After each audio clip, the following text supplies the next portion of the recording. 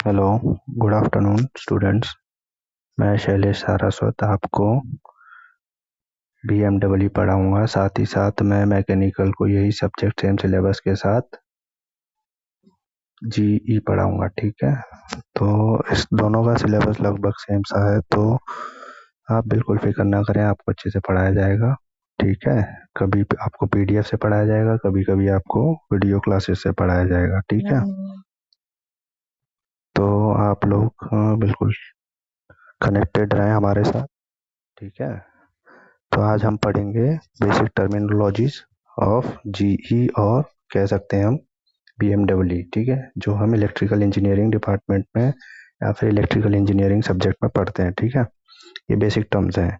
तो इसमें सबसे पहले हमें ये पता होना चाहिए चालक क्या होता है, कुचालक क्या होता है, अर्धचालक क्या होता है, अवशेष क्या होता है। ये सब हमें पता होना चाहिए, तभी हम आगे पढ़ सकते हैं कि बेसिकली क्या क्या होते हैं टर्म्स, ठीक है।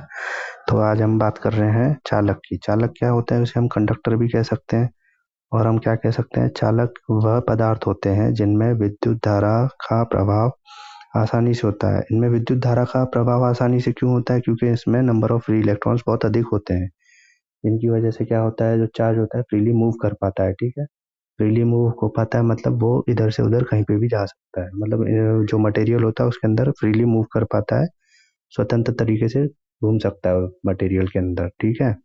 तो जो प्रतिरोधकता होती है इस चालक की, वो होती है 10⁻⁸ से लेके 10⁻³ तक ओम्स मीटर होती है, ठीक है। और इसका उदाहरण हम कह सकते हैं कि कॉपर और सिल्वर चालक के उदाहरण होते हैं, ठीक है।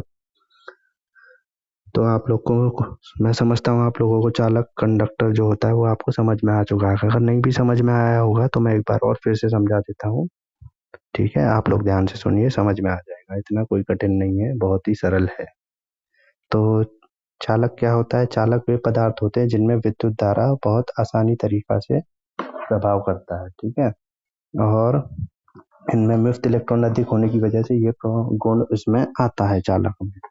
इसमें प्रतिरोधकता 10⁻⁸ से लेके 10⁻³ होती है, और इसके इसके एग्जाम्पल कॉपर, सिल्वर और एल्यूमिनियम कह सकते हैं, हम आयरन भी कह सकते हैं, क्योंकि आयरन में भी इलेक्ट्रिसिटी फ्लो होती है, कंडक्टर होता है वो भी। तो ये सब चालक में आते हैं, ठीक है। उसके बाद हम बात करते हैं कुचालक की, जिसको हम इंसुलेटर भी कहते हैं। तो कुचालक क्या होता है, इसमें नंबर ऑफ फ्री इलेक्ट्रॉन्स कम होते हैं, जिसकी वजह से क्या होता है, धारा बहुत कठिन तरीके से प्रवाह होना होती है, मतलब कह सकते हैं कि प्रवाह नहीं होती है, ठीक है। धारा फ्लो नहीं होती है, करंट फ्लो नहीं होता है उसमें, ठीक है, ये कह सकते हैं।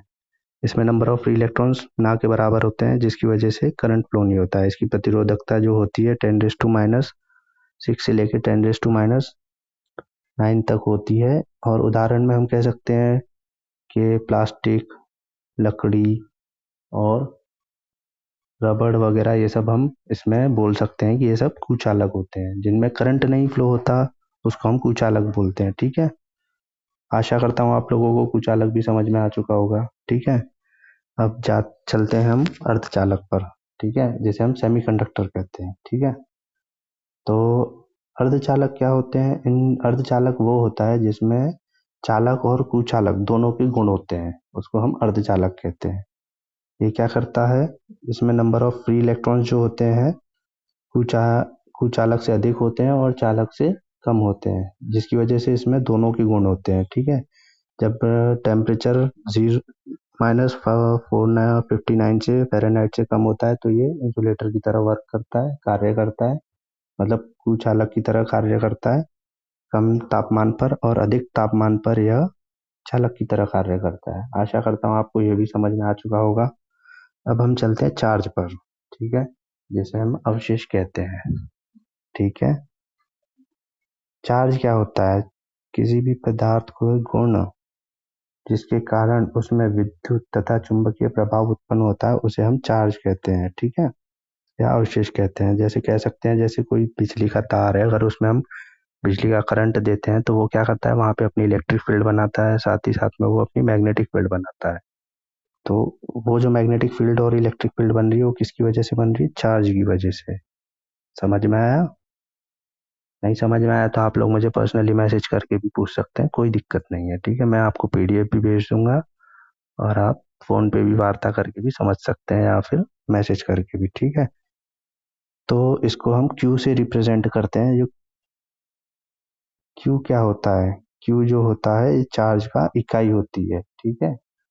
और क्यू को रिप्रेजेंट करते हैं क्यू इक्वल्स टू एन ई।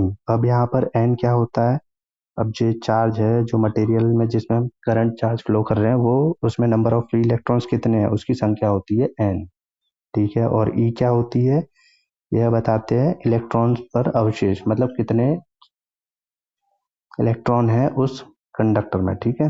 मतलब कितने होंगे, अभी जनरली कहते हैं हम एक चार्ज में 1.6 10⁻⁻19 कूलम चार्ज होते हैं, ठीक है, इलेक्ट्रॉन्स होते हैं, सॉरी।